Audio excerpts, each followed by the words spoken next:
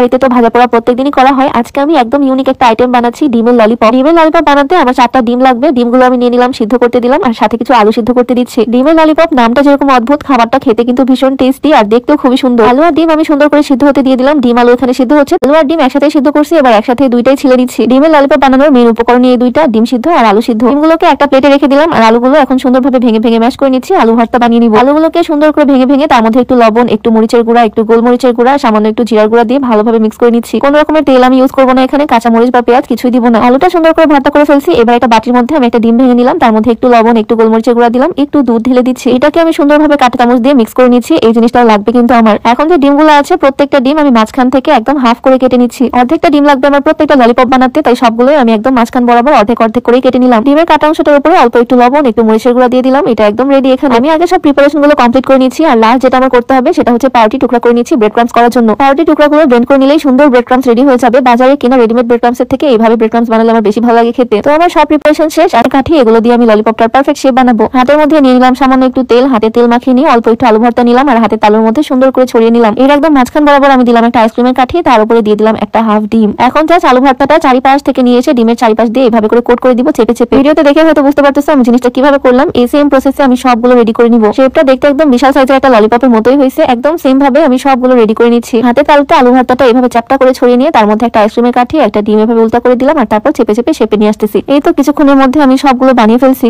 এখন এটাকে যে ডিমের ব্যাটারটা আমি বানাইছিলাম সেটার মধ্যে চুবিয়ে ব্রেড ক্রাম্সের মধ্যে একটা গড়াগড়ি দিলেই হয়ে গেল রেডি। না, যদিও এখন ফ্রাই করতে হবে, তবে এইভাবে আগে রেডি করে নিচ্ছি। ডিমের মধ্যে আগে চুবিয়ে দেন ব্রেড ক্রাম্সের মধ্যে গড়াই নিচ্ছি। সেম প্রসেসে সবগুলো আমি রেডি করে নিব। ফার্স্টে ডিমের ব্যাটারে চুবিয়ে নিয়ে তারপরে ব্রেড ক্রাম্সে এইভাবে সবগুলো করে নিচ্ছি আমি। এখনই দেখো দেখতে কতটা সুন্দর লাগতেছে। এখন জাস্ট এই জিনিসগুলোকে ফ্রাই করে নেওয়ার পালা। এটা তো খেতে টেস্টি হবে, সাথে দেখতেও কিন্তু ভীষণ সুন্দর। একদম ডিপ ফ্রাই করবো, তাই অনেকটা তেল দিয়ে দিলাম কড়াইয়ে, আর তেলটা গরম হলে এর মধ্যে একটা একটা করে আমি ছেড়ে দিচ্ছি ললিপপ গুলো। এটা বেশি ফ্রাই করতে হবে না, জাস্ট দুই পাশে একটু কালার চলে আসলে আমি উঠে নিব, কারণ ভিতরে ডিম আলু ভর্তা সবকিছু অলরেডি রেডি, মানে ওইটার কুক হওয়ার দরকার নাই। কিছুক্ষণ আমি একটু উল্টে পাল্টে ভেজে নিয়ে এগুলোকে তুলে নিব। দেখতে কিন্তু আসলে দারুণ হয়েছে, একদম ললিপপের মতো। আমার তো দেখতে কিছুটা চিকেনের লেগ পিসের মতো লাগতেছে। 4টা ডিম থেকে 8টা ললিপপ হয়েছে, আর প্রত্যেকটা আমি সুন্দর করে ভেজে ভেজে তুলে নিলাম প্লেটের মধ্যে, আর মাঝখানে বসিয়ে দিলাম সসের বাটি। ইফতারের টেবিলে এটা রাখলে কিন্তু দেখতে দারুণ লাগবে। সবাই আমরা একটা দুইটা করে খাবো আজকে ইফতারে। এটাকে এক ধরনের ডিমের চপই বলা চলে, বাট একটু অন্যরকম স্টাইলে করা। কেমন লাগবে তোমাদের কাছে অবশ্যই কমেন্টে জানিও। তো আজকের ভিডিওটা এখানেই শেষ করছি। সবাই ভালো থাকো, সবাইকে আল্লাহ হাফেজ।